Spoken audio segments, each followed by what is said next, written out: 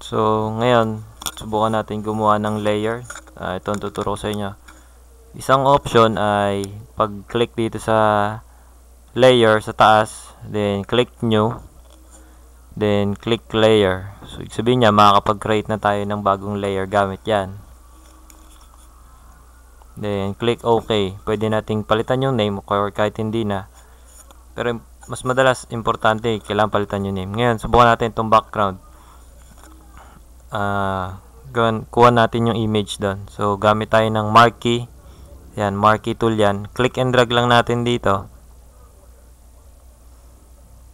Ayan. So, nakaselect na tayo dyan. Copy paste lang natin yan. Copy lang natin. Control C. Then, click natin dito sa layer. Then, paste natin. Control V sa keyboard. Ayan. So, nagkaroon na siya doon ng image. Hide natin to. Click natin yung mata para mawala. Okay, so ang lumitaw na lang yung layer 1. So ibalik natin.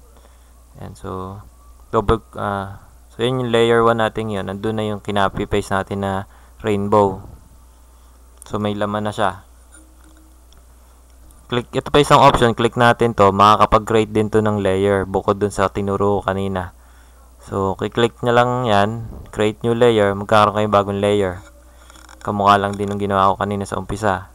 So, pwede nating i-group ngayon itong dalawa. Ito naman ang paraan para makapag-group. Pindutin natin Ctrl G sa keyboard. Ayan, Ctrl G. Nakapag-group na tayo. Kung gusto natin yan group, right-click lang at ungroup layers. So, nagkahiwalay na ulit sila.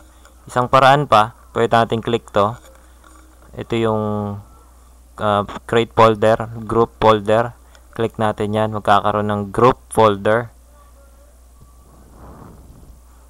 So, click lang natin yan. Okay, so nagkaroon na ng group pero wala pa dun sa loob nun yung dalawang layer, yung layer 1 and 2.